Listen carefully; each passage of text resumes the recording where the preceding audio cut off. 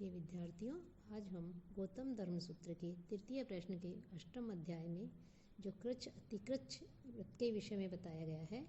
उसके की संक्षिप्त जानकारी प्राप्त करेंगे कि व्यक्ति से जाने अनजाने में अनेक प्रकार के जो है वो पाप कर्म या अपराध उसके द्वारा हो जाते हैं और उन अपराधों के लिए राजा के द्वारा दंड की व्यवस्था की गई है कि राजा उन्हें दंडित कर सकता है। साथ ही साथ दंड के अलावा उसे अनेक ऐसे प्रकार के कृत्य होते हैं जिनके लिए दंड की व्यवस्था के साथ साथ प्रायश्चित का विधान भी किया गया है। अर्थात उन अनेक प्रकार के कृत्य जो बताए हैं उनके लिए अपराधियों को दंड के साथ साथ प्रायश्चित भी करने पड़ते हैं कि प्रायश्चित जो है वो जो पाप कर्म उसने किए हैं उस पाप कर्म को खत्म तो नहीं करते हैं। जानबूझकर जो पाप कर्म किए जाते हैं उन जानबूझकर किए गए पापों को नष्ट नहीं करते, लेकिन यदि वो पापी व्यक्ति या जिसने अपराध किया है वो प्रायश्चित कर लेता है तो प्रायश्चित कर लेने से अन्य लोगों के संसर्ग में आने के योग्य वो हो जाता है। अर्थात जानबूझकर किए गए जो पाप कर्म हैं उन पाप कर्मों का तो प्रायश्चित जो है किसी भी प्रकार से संभव नहीं हो सकता है। उसे का जो फल मिलना होता है उसे नरक आदि की प्राप्ति जो है वो तो अवश्य मिलती है, लेकिन अनजाने में जो पाप कर्म किए जाते हैं उसके लिए यदि वो प्रायश्चित कर लेता है तो उन पाप कर्मों से उसे मुक्ति मिल जाती है और कुछ पाप कर्मों को करने के पश्चात वो अन्य जो लोग व्यक्ति हैं उनके संपर्क में वो रह सकता है, उनके संसर्ग को प्राप्त कर सकता है, उनके साथ रहने के योग्य हो जाता है कि व्यक्ति अर्थात एक तरह से वो व्यक्ति जो है शुद्ध हो जाता है। अपराध बोध जो होता है उसके अंदर उस अपराध बोध से थोड़ा मुक्त हो जाता है और पाप कर्म करने के जो फल हैं उन फलों को कम करने का साधन जो है ये प्रायश्चित हो सकते हैं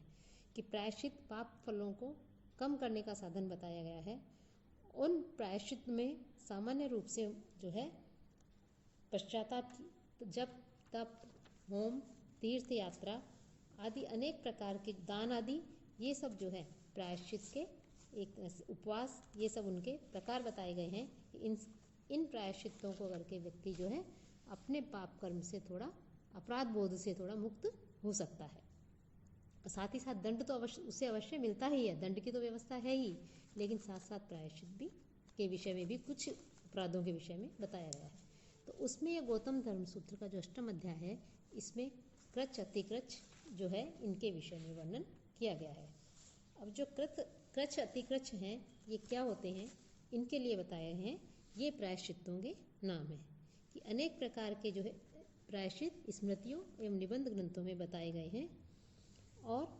उन्हीं में से एक है कृच्छ, अतिकृच्छ और चांद्रायण। इनके विषय में जो है गौतम धर्म सूत्र में वर्णन किया गया है कि ये क्या है। तो कृच्छ जो है यह भी एक प्रायश्चित का एक साधन बताया गया है कि कृच्छ व्रत का करके व्यक्ति जो है पाप कर्म से मुक्त हो सकता है। और इसका स्वरूप क्या है कृच्छ का कि इसमें व्यक्ति को 3 दिन तक केवल दिन में भोजन करने के लिए कहा गया है।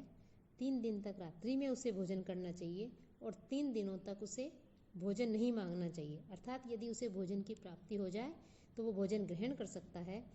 और प्राप्ति नहीं हो तो वो भोजन नहीं करे और अगले जो 3 दिन हैं उन 3 दिनों तक वो उपवास करे। तो इस तरह से ये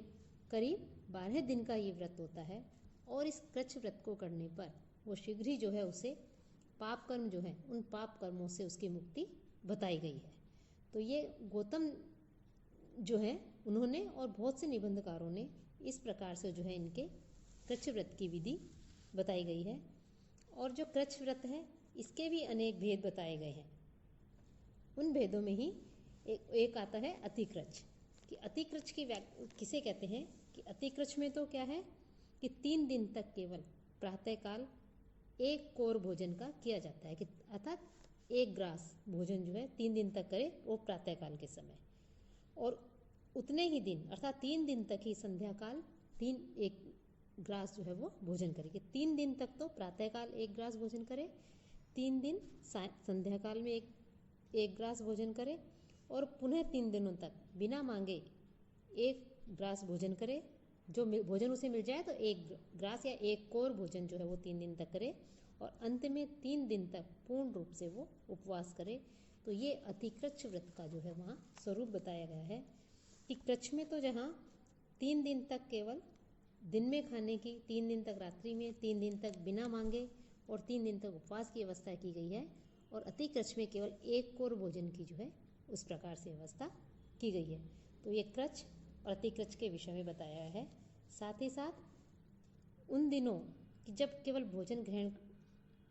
की अनुमति रहती है, धर्मशास्त्रों में बताया है कि जब इस कृच्छ अतिकृच्छ जो व्रत होते हैं इनमें जब भोजन की अनुमति रहती है तब केवल जल ग्रहण किया जा सकता है, तो उसे कृच्छातिकृच्छ व्रत कहते हैं। कि कृच्छातिकृच्छ व्रत वह है कि जिन केवल जल के द्वारा ही वो अपने उपवास को करे, कि उनका कहना है कि इस प्रकार का जो उपवास करता है अर्थात केवल जल ग्रहण किया जाए, तो ऐसा इस प्रकार का प्रायश्चित करने पर व्यक्ति जो है वो सारे बंधन से, सारे जो पाप कर्म है उन पापों से जो है वो मुक्त हो जाता है। तो इस प्रकार से कृच्छ अतिकृच्छ इनके विषय में जो है गौतम धर्मसूत्र में बताया है। और इसके अलावा जो गौतम धर्मसूत्र का जो 9वां अध्याय है, उस 9वां अध्याय में चांद्रायण जो व्रत है उस चांद्रायण व्रत के विषय में भी बताया है। कि यहाँ हम इस प्रसंग में इसलिए बता रहे हैं कृच्छ अतिकृच्छ और चांद्रायण, ये तीनों को ही जो है गौतम धर्मसूत्र ने अपने ग्रंथ में स्थान दिया है। कि चांद्रायण व्रत जो है किसे कहा है कि चंद्रमा के बढ़ने एवं घटने के अनुरूप ही जो भोजन किया जाता है उस कृत्य को जो है चांद्रायण व्रत कहते हैं। कि जैसे चंद्रमा बढ़ता है तो भोजन का जो ग्रास है वो भी बढ़ता जाता है, और जैसे जैसे चंद्रमा घटता है तो भोजन का जो अनुपात है, ग्रास है, वो जो है घटता जाता है, तो उसको चांद्रायण कहते हैं। चांद्रायण व्रत के विषय में जो है हम जब हम 9वां अध्याय का अध्ययन करेंगे उसमें जो है विस्तार से पढ़ेंगे। साथ ही जो कृच्छ अतिकृच्छ है इसके विषय में भी हम अगले व्याख्यान में जो गौतम धर्मसूत्र के 3य प्रश्न का 8वां अध्याय है उसके में जो है अध्ययन करेंगे।